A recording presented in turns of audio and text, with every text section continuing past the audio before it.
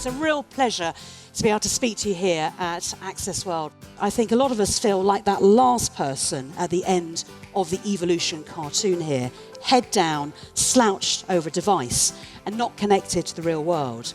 I'd like to think that there's going to be another figure after this, and someone that has a lot more freedom with a better life-work balance, because ultimately we can decide the parameters of how much technology we want, both in our personal and our working lives. And these are the transformative technologies.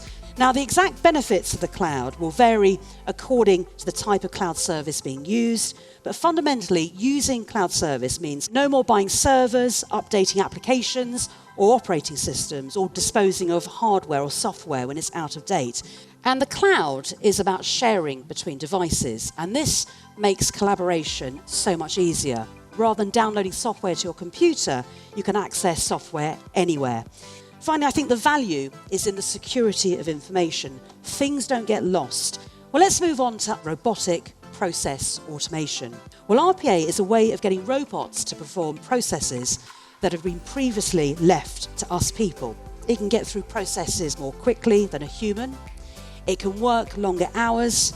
It never gets bored, tired, or needs to take a break. And you could set up a process before you go home and then arrive the next morning and a pile of work would have been done. They can also be programmed to deal with very complex regulations. But the important bit is that there's been an overall increase of approximately 80,000 jobs already. So with RPA, you could free up your finance teams, I think, to take on more strategic roles and add value to the business than never before. Why is artificial intelligence and machine learning really big news for business?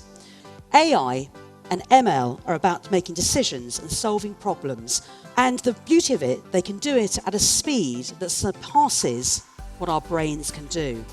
So artificial intelligence and machine learning are really good at being used in operations to identify processes that are repetitive or don't add value and eliminate them to save you time and money.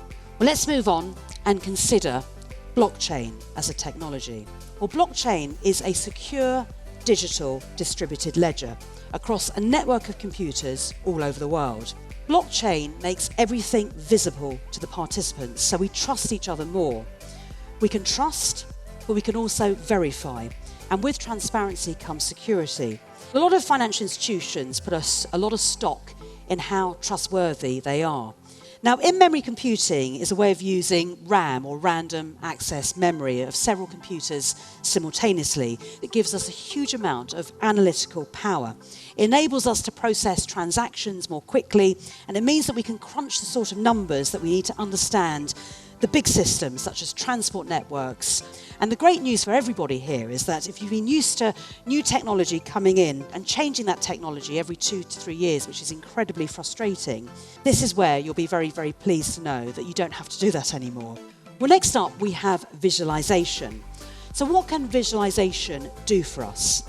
Well, it helps us make data more understandable, decision making, it facilitates that.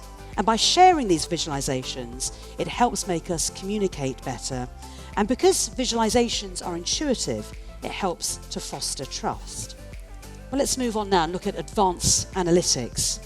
Advanced analytics is about being dynamic with an ongoing understanding of what's going on in an organization at the speed of digital business. There is more data in the world than most businesses know what to do with. And the ones who embrace advanced analytics will be the ones who are ultimately successful. A greater understanding of operations can lead to streamlining those operations in the first place. And as a methodology, process mining, in which operational processes are discovered, measured and streamlined, it's not about working hard, it's about working smart. And here's something that I think is really, really practical and takes a lot of this stuff into the real world. So mobility is increasing in all kinds of technology. Robots and machines can go where humans can't or maybe shouldn't, places like underwater, outer space, war zones and so on. And this mobility also gives us the opportunity to gather data. Radio frequency identification, or RFID tags, are just one way that we can gather this data. Human error is the third biggest cause of death. So something like this technology will go a long way to preventing that. But where it gets really interesting, and where I think businesses can be smart and strategic, is when you combine these different technologies.